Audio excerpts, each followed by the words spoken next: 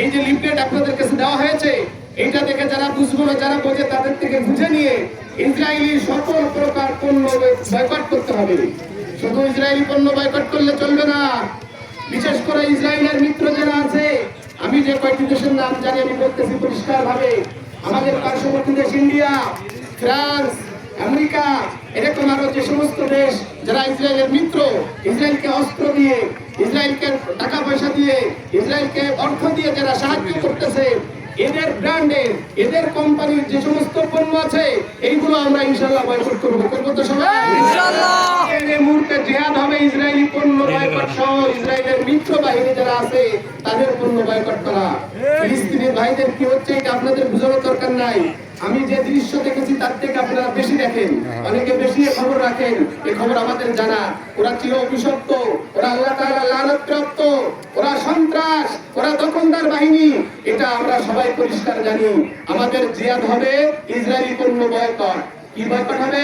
Israeli পণ্য boycott. যারা বুঝেন না তারা বুঝে নেবেন, ওদের মিত্রদের পণ্য আমরা বয়কট করবো। সেটা ইন্ডিয়া হোক, আমেরিকা হোক, প্রেসিডেন্ট হোক, হোক, ফ্রান্স হোক, সবাই পণ্য আমরা বয়কট করবো যারা ওদের মিত্র।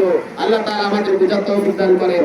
আর আমরা কষ্ট করে এসেছি, এটা তো কোনো কষ্টই না। বদরের যুদ্ধ, পবিত্র মাহে রমাদানের 17 রমজান সংঘটিত হয়েছে। বলেন আরব দেশ, সেই দেশের আবহাওয়া কত তাপমাত্রা, জানুয়ারি, ফেব্রুয়ারি, ডিসেম্বর, এই সময় একটু ঠান্ডার ভাব বোঝা যায়। ফেব্রুয়ারি শেষের থেকে গরম শুরু হয়, প্রচন্ড গরম। সেই সাহাবায়ে কেরাম যেটা করেছে, তার সামনে আমাদের এই কষ্ট আমি মনে করি কোনো কষ্টই না। এটা আল্লাহ তাআলার কাছে দেখানোর মতো কোনো কষ্ট আমি মনে করি না। এজন্য আগামীতেও তৌহিদি জনতা যখন ইসলামের বিরুদ্ধে, মুসলমানদের বিরুদ্ধে কোনো কিছু হবে, আপনাদেরকে আহ্বান করলে আপনারা স্বতঃস্ফূর্ত ভাবে আরো লোকজনকে দাওয়াত করে আসবেন। এটা আমাদের ইমানি দায়িত্ব। দাওয়াত দিয়ে তাদেরকে নিয়ে আসবেন। আমাদের সচেতন হওয়া দরকার।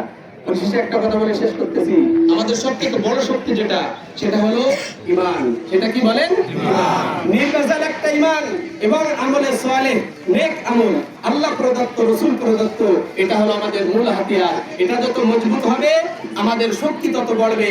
আল্লাহ তাআলা আমাদেরকে বিজয় দান করবেন। ওয়া আখিরু দাওয়ানা আলহামদুলিল্লাহি রাব্বিল আলামিন। আসসালামু আলাইকুম ওয়া রাহমাতুল্লাহি ওয়া বারাকাতুহু।